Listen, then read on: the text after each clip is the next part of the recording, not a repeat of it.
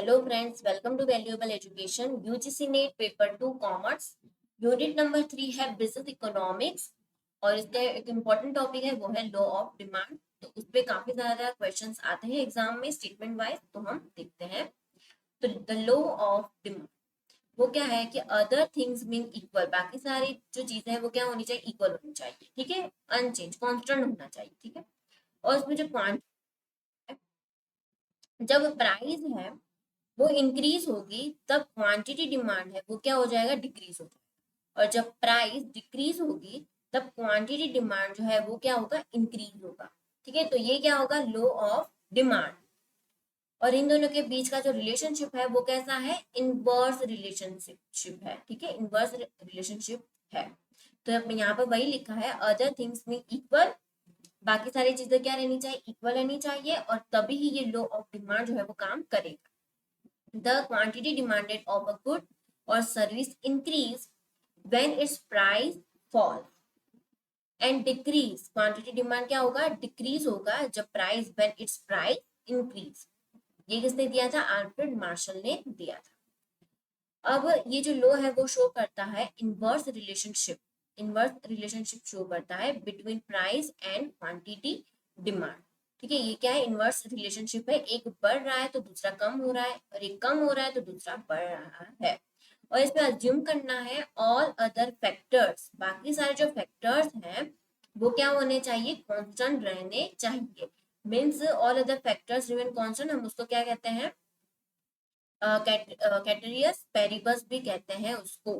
ठीक है, तो ये भी एग्जाम में आ चुका है स्टेटमेंट वाइज में, तो आपको पता होना चाहिए।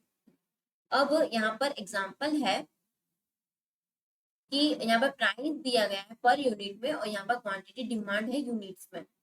ठीक है, तो जब प्राइस 10 रुपए है, तब उसकी क्वांटिटी डिमांड कितनी है, 50 यूनिट है। ठीक है, उसी तरह से प्राइस 8 रुपए हो रही है, तो जो क्वांटिटी डिमांड है वो कैसा, वो कितना है, प्राइस कम होती जा रही है, 6, 4, 2 रुपए, उसी तरह से। और जो यूनिट है वो क्या, बढ़ते जा रहे हैं, डिमांड जो है, क्वांटिटी डिमांड वो बढ़ती जा रही है, 70 यूनिट्स, 80 यूनिट्स, 90 यूनिट्स।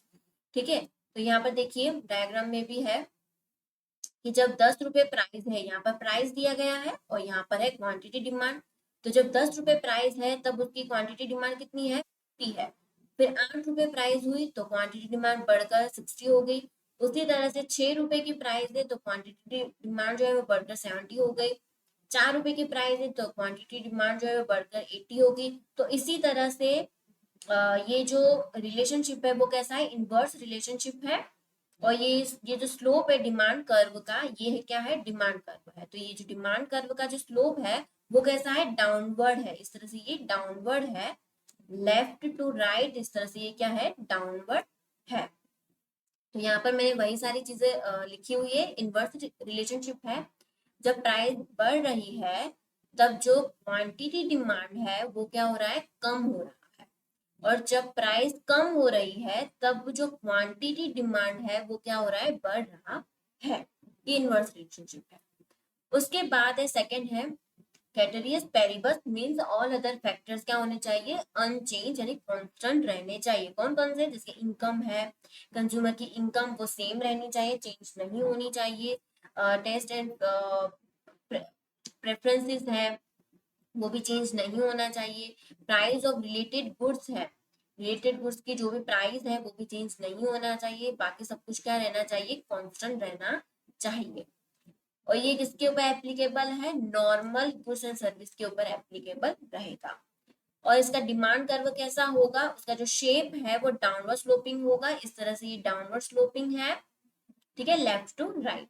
इसका रीजन क्या है, क्योंकि ये प्राइस और डिमांड का जो रिलेशनशिप है वो कैसा है, इनवर्स रिलेशनशिप है। एक बढ़ रहा है तो दूसरा कम हो रहा है। इस तरह से ये इनवर्स रिलेशनशिप है, जिसकी वजह से ये स्लोप कैसा है, डाउनवर्ड है।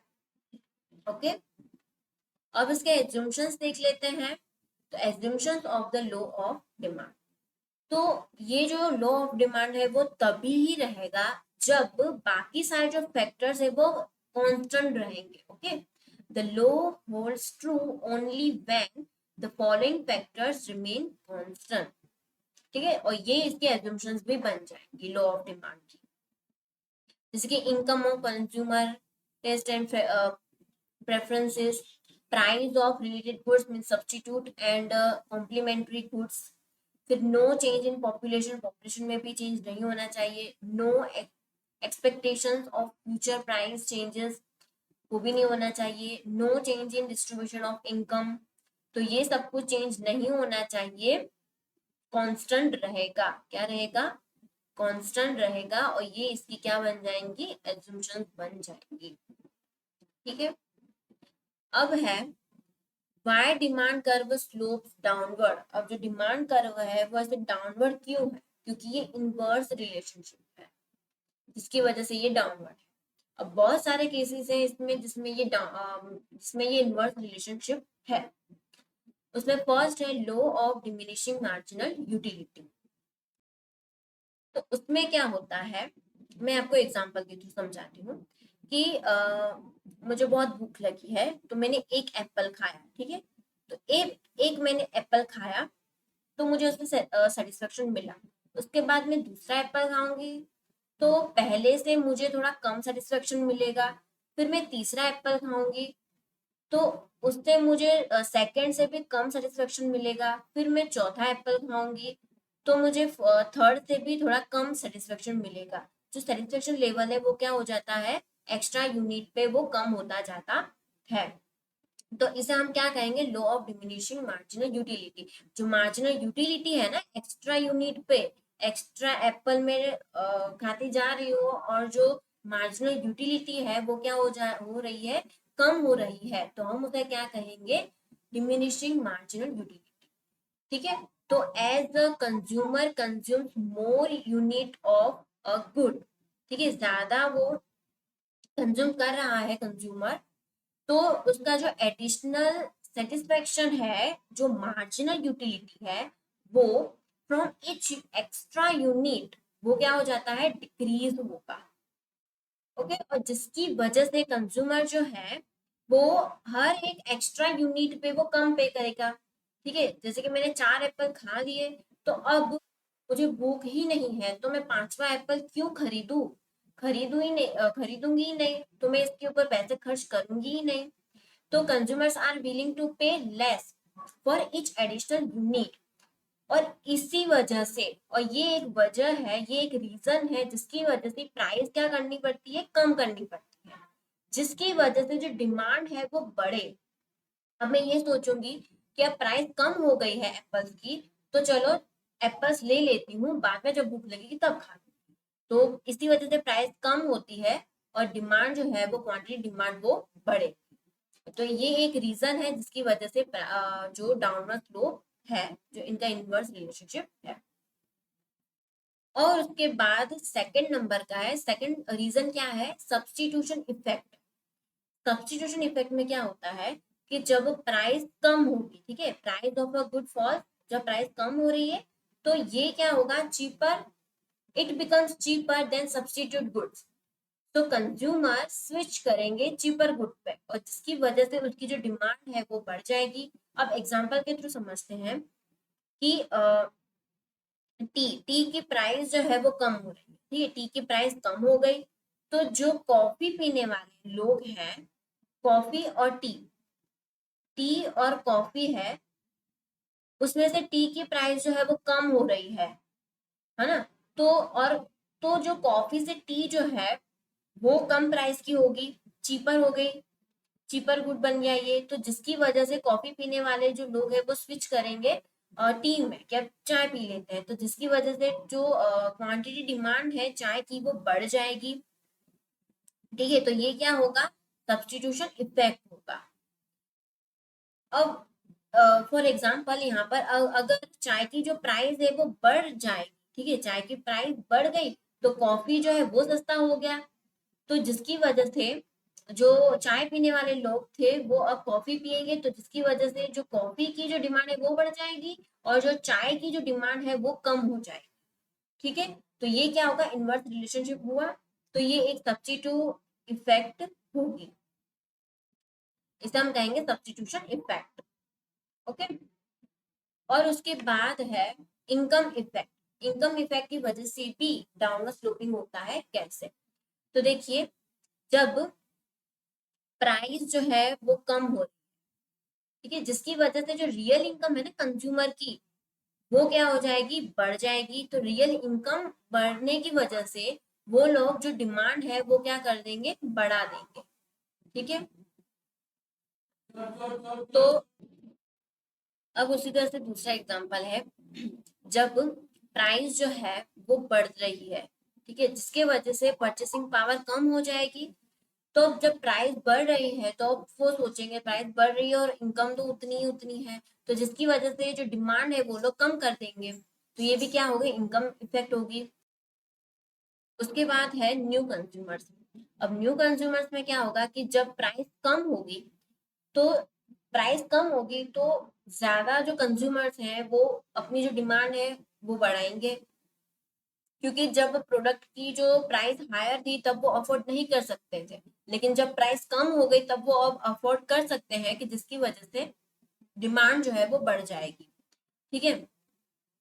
तो ये भी क्या होगा, इनवर्स रिलेशनशिप होगा।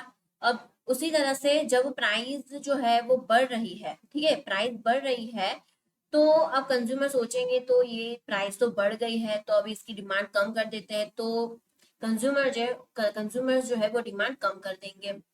ओके, तो ये ये भी एक रीजन है। उसके बाद है multiple uses of a good. Multiple uses है गुड्स के, कि जब प्राइस जो है वो कम हो जाती है तो वैसे गुड्स की जो मल्टीपल पर्पस जो यूज है, मल्टीपल यूजेस है, तो उसकी जो डिमांड है वो क्या हो जाती है, बढ़ जाती है। When the price of a commodity falls, it may be used for more purposes. For example, electricity है, electricity used for both essential and luxury appliances, so demand increase as price drop। Price जब कम होगी तब demand क्या हो जाएगी, बढ़ जाएगी, जिसकी वजह से, तो ये कुछ रीजन थे जिसकी वजह से जो स्लोप जो है वो डाउनवर्ड है, इनवर्स रिलेशनशिप है। अब है एक्सेप्शंस। तो exceptions to the law of demand. Exceptions में क्या, लॉ ऑफ डिमांड क्या है, एक बढ़ रहा है तो एक कम हो रहा है, ठीक है, ये है law of demand.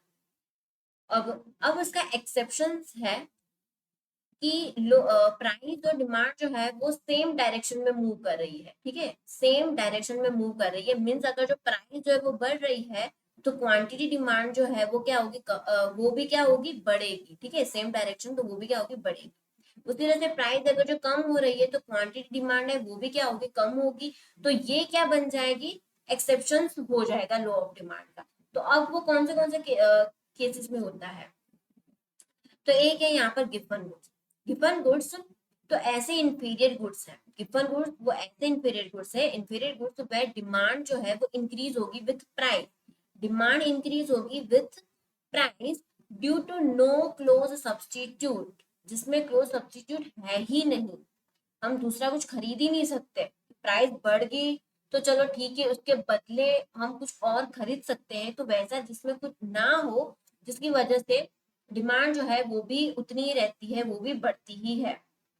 For example है कोर्स राइस और ब्रेड है अमोंग पुअर फैमिली, ठीक है, अगर जो प्राइस है, if the price rice increases, जो चावल की जो प्राइस है वो जब बढ़ रही है, ठीक है, they can't afford other food like vegetable, वो कुछ और फूड जो है वो अफोर्ड ही नहीं कर सकते, ठीक है, चावल के अलावा वो कुछ और खरीद नहीं सकते, जिसकी वजह से उन्हें चावल ही खरीदने पड़ते हैं, ठीक है, so they buy more rice to fill their hunger, even though the price goes up the demand also goes up, this is a गिवन गुड, और इसे ही हम क्या कहेंगे, गिवन गुड ही कहेंगे, ठीक है। ज्यादातर जो है वो पुअर फैमिली में ही ऐसा होता है, जो कुछ और जो है वो अफोर्ड नहीं कर सकते।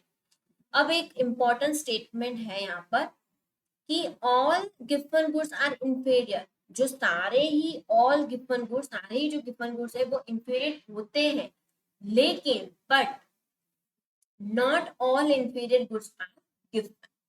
क्यों, क्योंकि इंफीरियर गुड्स जो है वो लॉ ऑफ डिमांड को फॉलो करती है, लेकिन गिवन गुड है वो लॉ ऑफ डिमांड को फॉलो नहीं करती, वो एक्सेप्शन है।